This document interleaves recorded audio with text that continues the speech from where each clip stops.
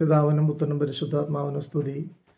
ഇന്ന് പരിശുദ്ധാത്മാവ് നമുക്ക് ധ്യാനിക്കുവാനും പ്രാർത്ഥിക്കുവാനുമായിട്ട് നൽകുന്ന വചനം റോമർക്ക് എഴുതിയ ലേഖനം 4-ാം അധ്യായത്തിൻ്റെ 13 മുതൽ 24 വരെയുള്ള വചന ഭാഗമാണ്.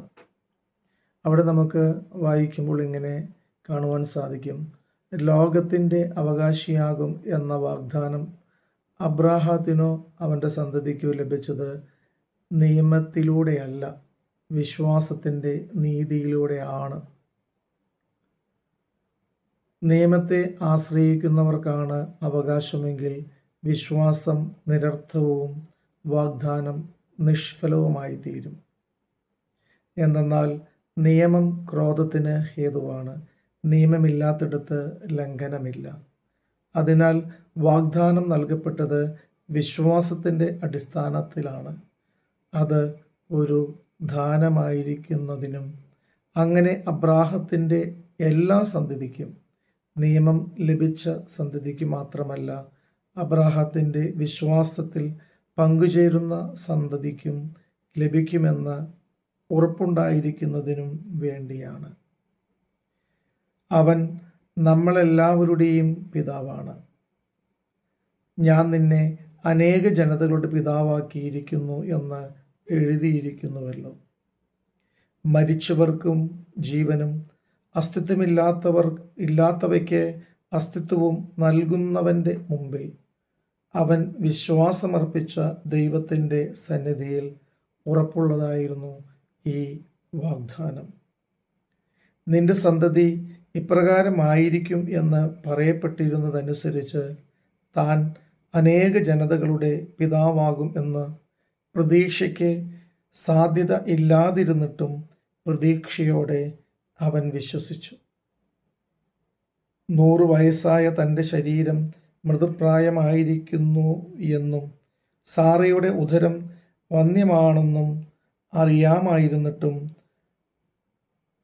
അവൻ്റെ വിശ്വാസം ദുർബലമായി ഇല്ല. വിശ്വാസമില്ലാത്തവനെ പോലെ ദൈവത്തിൻ്റെ വാഗ്ദാനത്തിനെതിരായി അവൻ ചിന്തിച്ചില്ല. മറിച്ച് ദൈവത്തെ മഹത്വപ്പെടുത്തിക്കൊണ്ട് അവൻ വിശ്വാസത്താൽ ശക്തി പ്രാപിച്ചു. വാഗ്ദാനം നിറവേറ്റാൻ ദൈവത്തിന് കഴിയുമെന്ന് അവന് പൂർണ്ണ ബോധ്യമുണ്ടായിരുന്നു. അതുകൊണ്ടാണ് അവൻ്റെ വിശ്വാസം അവന് നീതിയായി പരിഗണിക്കപ്പെട്ടത്. അവനത് നീതിയായി പരിഗണിക്കപ്പെട്ടു എന്ന് എഴുതിയിരിക്കുന്നത് അവനെ സംബന്ധിച്ച് മാത്രമല്ല, നമ്മെ സംബന്ധിച്ചും കൂടിയാണ്. നമ്മുടെ പാപങ്ങളുടെ മോചനത്തിനായി മരണത്തിന് ഏൽപ്പിക്കപ്പെടുകയും നമ്മുടെ നീതീകരണത്തിനായി ഉയർപ്പിക്കപ്പെടുകയും ചെയ്ത നമ്മുടെ കർത്താവായ യേശുവിനെ മരിച്ചവരിൽ നിന്ന് ഉയർപ്പിച്ചവനിൽ വിശ്വസിക്കുന്ന നമുക്കും അത് നീതിയായി പരിഗണിക്കപ്പെട്ടു. എൻ്റെ സഹോദരന്മാരെ, സഹോദരികളെ, ഇവിടെ വളരെ വ്യക്തമായിട്ട് പറയുകയാണ്, ലോകത്തിൻ്റെ അവകാശിയാകും എന്ന വാഗ്ദാനം അബ്രാഹത്തിന് ലഭിച്ചത്, അല്ലെങ്കിൽ അവൻ്റെ സന്തതികൾക്ക് ലഭിച്ചത് നിയമത്തിലൂടെയല്ല, വിശ്വാസത്തിൻ്റെ നീതിയിലൂടെയാണ് എന്ന്. നിയമത്തിലൂടെയാണ് അത് ലഭിച്ചതെങ്കിൽ വിശ്വാസം നിരർത്ഥവും വാഗ്ദാനം നിഷ്ഫലവുമായി പോകുമായിരുന്നു എന്ന് പരിശുദ്ധാത്മാവ് ഓർമ്മപ്പെടുത്തുകയാണ്. അതിനാൽ വാഗ്ദാനം നൽകപ്പെട്ടത് വിശ്വാസത്തിൻ്റെ അടിസ്ഥാനത്തിലാണ്. അത് ഒരു ദാനമായിരുന്നു എന്ന് അബ്രാഹത്തെക്കുറിച്ച് പറയുമ്പോൾ രേഖപ്പെടുത്തുന്നു.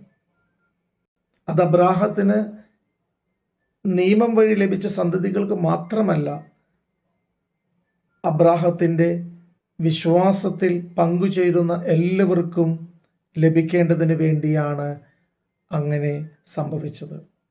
ഞാൻ നിന്നെ അനേക ജനതകൾക്ക് പിതാവാക്കി തീർക്കുമെന്ന് എഴുതിയിട്ടുണ്ടല്ലോ എന്ന് പൗലോസ്ലീഹ വഴി പരിശുദ്ധാത്മാവ് ഓർമ്മപ്പെടുത്തുമ്പോൾ അബ്രാഹത്തിൻ്റെ വിശ്വാസത്തിൻ്റെ ആഴത്തെ അവിടെ വരച്ചു കാണിക്കുന്നുണ്ട്. മരിച്ചവർക്ക് ജീവനും അസ്തിത്വമില്ലാത്തവയ്ക്ക് അസ്തിത്വവും നൽകുന്നവൻ്റെ മുമ്പിൽ അവൻ വിശ്വാസമർപ്പിച്ച ദൈവത്തിൻ്റെ സന്നിധിയിൽ ഉറപ്പുള്ളതായിരുന്നു ഈ വാഗ്ദാനമെന്ന്. മരിച്ചവർക്ക് ജീവനും അസ്തിത്വമില്ലാത്തവയ്ക്ക് അസ്തിത്വവും നൽകുന്നവൻ്റെ മുമ്പിൽ അബ്രാഹാം വിശ്വാസമർപ്പിച്ച ദൈവത്തിൻ്റെ സന്നിധിയിൽ ഉറപ്പുള്ളതായിരുന്നു ഈ വാഗ്ദാനം. താൻ അനേക ജനതകളുടെ പിതാവാകുമെന്ന പ്രതീക്ഷയ്ക്ക് സാധ്യത ഇല്ലാതിരുന്നിട്ടും പ്രതീക്ഷയോടെ അബ്രാഹാം അത് വിശ്വസിച്ചു. 100 വയസ്സായ തൻ്റെ ശരീരം മൃദുപ്രായമായിരിക്കുന്നു എന്നും സാറയുടെ ഉദരം വന്ധ്യമാണെന്നും അറിയാമായിരുന്നിട്ടും അവൻ്റെ വിശ്വാസം ദുർബലമായി പോയില്ല. വിശ്വാസമില്ലാത്തവനെ പോലെ ദൈവത്തിൻ്റെ വാഗ്ദാനത്തിനെതിരായി അവൻ ചിന്തിച്ചില്ല, മറിച്ച് ദൈവത്തെ മഹത്വപ്പെടുത്തിക്കൊണ്ടേയിരുന്നു. അങ്ങനെ അവൻ വിശ്വാസത്താൽ ശക്തി പ്രാപിച്ചു. വാഗ്ദാനം നിറവേറ്റാൻ ദൈവത്തിന് കഴിയുമെന്ന് അവന് പൂർണ്ണ ബോധ്യമുണ്ടായിരുന്നു. അതുകൊണ്ടാണ് അവൻ്റെ വിശ്വാസം അവന് നീതിയായി പരിഗണിക്കപ്പെട്ടതെന്ന് പരിശുദ്ധാത്മാവ് പൗലോസ്ലീഹ വഴിയായിട്ട് ഇവിടെ രേഖപ്പെടുത്തിയിരിക്കുന്നു. അവനത് നീതിയായി പരിഗണിക്കപ്പെട്ടു എന്നെഴുതിയിരിക്കുന്നത് അവനെ സംബന്ധിച്ച് മാത്രമല്ല, നമ്മെയും സംബന്ധിച്ചാണെന്ന് പരിശുദ്ധാത്മാവ് വെളിപ്പെടുത്തുകയാണ്. എൻ്റെ സഹോദരന്മാരെ, അബ്രാഹത്തിന് ലഭിച്ചതായ വാഗ്ദത്തം ഈ ലോകത്തിൻ്റെ മേലുള്ളതായ അവകാശവും അവൻ ഒരിക്കലും ഉണ്ടാകില്ല എന്ന സന്തതി 99-ാമത്തെ വയസ്സിൽ ദൈവത്തിൻ്റെ വാഗ്ദത്തപ്രകാരം അവന് ലഭിച്ചതും, അങ്ങനെ ദൈവത്തിൻ്റെ വാഗ്ദാനം അവൻ പ്രാപിച്ചപ്പോൾ ആ വാഗ്ദാനം അവൻ്റെ വിശ്വാസത്തെ അടിസ്ഥാനപ്പെടുത്തി അവന് നീതിയായി കണക്കിട്ടുവെങ്കിൽ പുതിയ നിയമസഭയാകുന്ന വിശ്വാസികളുടെ കൂട്ടത്തിന് അത് നീതിയായി ആ വിശ്വാസം, അബ്രാഹത്തിൻ്റെ വിശ്വാസം നമുക്കും നീതിയായി കണക്കാക്കപ്പെടുന്നു എന്ന് പറയുമ്പോൾ അവിടെയാണ് നാം ചിന്തിക്കേണ്ടത്, വിശ്വാസത്തിൻ്റെ അടിസ്ഥാനം ഏതൊന്നിലാണ് ഉറച്ചിരിക്കുന്നത് എന്ന്.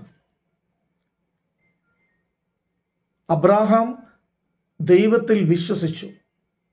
അത് ദൈവത്തിൻ്റെ വാഗ്ദാനത്തിൽ വിശ്വസിച്ചു. അതവന് നീതിയായി കണക്കാക്കി. ഇവിടെ നമ്മളോട് പരിശുദ്ധാത്മാവ് പറയുകയാണ്, പാപങ്ങളുടെ മോചനത്തിനായി മരണത്തിന് ഏൽപ്പിക്കപ്പെടുകയും നമ്മുടെ നീതീകരണത്തിനായി ഉയർപ്പിക്കപ്പെടുകയും ചെയ്ത നമ്മുടെ കർത്താവായ യേശുവിനെ മരിച്ചവരിൽ നിന്ന് ഉയർപ്പിച്ചവനിൽ വിശ്വസിക്കുന്ന നമുക്കും അത് നീതിയായി പരിഗണിക്കപ്പെടുന്നു എന്ന്. സഹോദരങ്ങളെ, പ്രത്യേകം നാം ശ്രദ്ധിക്കണം. നമ്മുടെ പാപങ്ങളുടെ മോചനത്തിനായി മരണത്തിന് ഏൽപ്പിക്കപ്പെടുകയും നമ്മുടെ നീതീകരണത്തിനായി ഉയർപ്പിക്കപ്പെടുകയും ചെയ്ത നമ്മുടെ കർത്താവായ യേശുവിനെ മരിച്ചവരിൽ നിന്ന് ഉയർപ്പിച്ചവനിൽ വിശ്വസിക്കുന്ന നമുക്കും അത് നീതിയായി പരിഗണിക്കപ്പെടും.